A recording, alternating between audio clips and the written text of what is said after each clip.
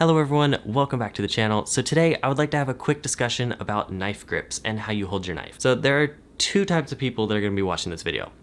First type is going to be the people that have just bought a knife, just getting into knives and the whole outdoor area, and are like, how do I hold this thing? I don't want to hurt myself, but how do I hold it? So that first group is going to learn something from this video. Like, I think you're going to take away some good points and know how to use your knife out in the field. And then there's the second group of people that are going to watch this video. The people that are like, hold up, wait. I am way beyond this beginner stuff of how to hold my knife. Like, I am far beyond, I know how to hold my knife. And I caution you, I tell you, hold up. Like, there might be some things that you find interesting and very informative in this video, because knife grips is the sort of thing where you're never perfect. Like, there's always a little bitty thing you could improve on, or a little technique you could pick up on, and it could drastically improve your survival time on making like a bow drill fire, or just any survival task that involves a knife. So, before we hop into it, why don't you subscribe to the video, subscribe to the channel, like the video, and let's just jump into it. So there are really two things that you want to keep in mind when choosing a knife grip for a specific task, or just in general when you're using a knife. It's control and power. So these are two very important parts of a knife grip, because control will ensure that you make accurate cuts and don't hurt yourself or anyone around you, and then power will make your cut powerful. Yeah, that's the best way of explaining it, and it just allows you to make the task go faster and just to get things done with your knife. So these are the two things that you want to keep in mind when picking a specific grip for a specific task that you come upon, or just when you're out using your knife and just thinking about holding it. I don't know, no one does that. Just keep those two things in mind. Alright, so now that I've briefly covered the two things that we mainly look for in a knife grip, the power and control, so now I'd like to go over the 5 knife grips that we're going to talk about in this video. So the first knife grip is the hammer grip. And so it's basically where you're just taking your hand and grabbing it. Just grabbing the knife handle is just a hammer grip. It's probably the most basic one, the one that people will instinctually go to when they just pick up a knife and are not thinking about the actual grip that they're using. So the hammer grip is pretty powerful because you have your whole hand on the knife, it's just kind of grabbing it, and you can just put a lot of power into the blade when you cut something. But the trade-off is there is not a lot of control to this. There's so much power going into each slice of the knife that you lose a lot of that precise cutting power that you can get from other grips. So it's kind of power over precision.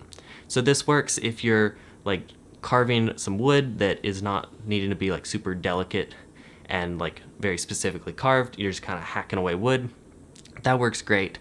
And this is just a really good kind of default grip. It's powerful, not precise, and definitely far from the perfect grip. But it's one to keep in your little tool belt and just have with you when you need it. So now let's go on to the second grip. Alright, so the second grip that we're going to talk about today is the modified Saber grip. So there is the Saber grip, but it's not so good for outdoor use, so I like to just go with the modified Saber grip for outdoor and survival use. So it's basically the same thing as the hammer grip, but instead of your thumb folding around the knife handle, it's kind of going more forward and along the blade of the knife. This gives it a lot more precise control, and so when you're making cuts, you can more accurately just guide your knife along whatever you're cutting. But again, there's also the trade-off of it takes away the power from each slice. So you're losing a little bit of power and gaining some precision.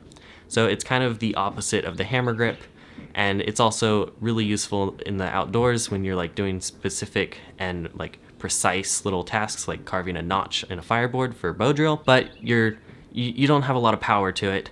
It's precise, and that's basically all there is to say about it.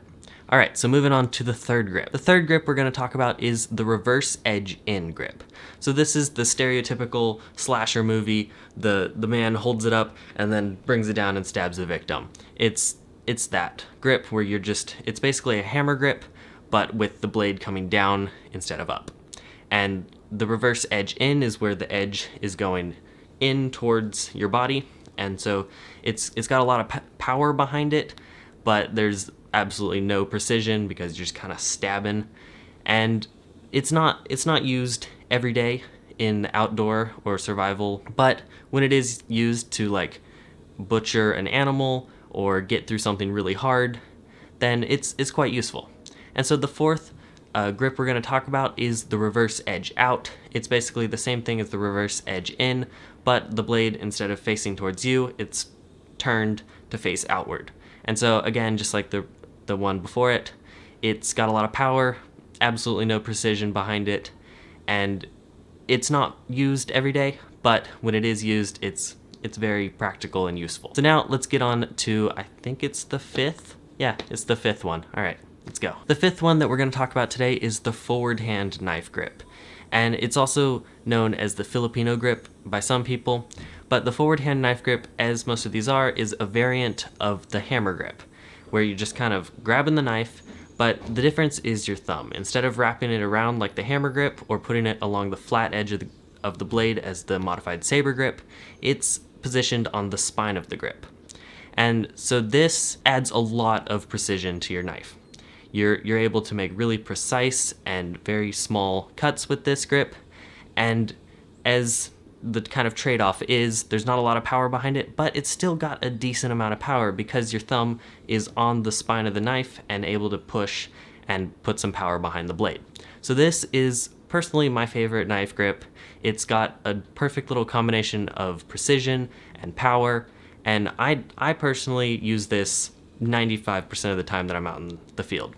So this is a perfect grip for the outdoors, and I really like it. That's it. All right, guys, so before we wrap this video up, I'd like to just go over a couple quick little ninja tips that you can take with you out into the field, and it'll hopefully improve your knife grip and your just experience when you're using your knife.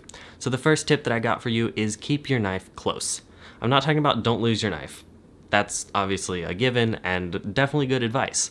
But when you're using your knife to cut something or carve or whatever you're using it for, don't do it out here. Don't extend your arms out and try to use your knife. Bring it in close, try to keep it close to your body. You'll have a lot more control, and it'll be a lot more precise cuts you can do, and you won't have the possibility of just like going out of control and hurting someone near. The second tip that I have is do not grip your knife too tight. I know I used to just like get all white knuckled and just hold on to that knife like it was the death of me if I let go. But really, you don't want to just let it all like wiggle around in your hand, but you don't need to just put like a death grip on it. Just it'll be a lot more comfortable over the long run if you just kind of loosen up your knife grip, and while you're still keeping a firm grip on it, you're not suffocating it. The third tip is always stay in control. Never do a knife like cut or motion that will result in your knife going out into the middle of nowhere and possibly breaking or hurting someone else. You always want to keep really good control of your knife and know exactly where your blade is and know it's where it's going to be going as well. The fourth tip that I have for you is be aware of your surroundings. If you're near a bunch of rocks and you lose control of your knife and it goes and hits a rock, it could dull the blade, chip it, break it. It could do a number of things. As well as if there's people around you, you don't want to go losing control of your knife and hurt them. So you just gotta be aware of your surroundings and just be aware where your knife is gonna be, where the blade is at all times, and just kind of run some scenarios in your head of, if this happens, what's gonna happen around me? You always want to stay safe and just be aware of your surroundings. Alright, if you like this video, make sure to subscribe to the Knife Manual channel. I've got a lot more content coming out soon about survival, outdoors, knives, and just that whole kind of area of the world that I really love. So make sure to subscribe, like the video, and check out some more videos, and I'll see you in the next one. Peace. I feel like that is the most stereotypical and cringy outro ever, but we're keeping it.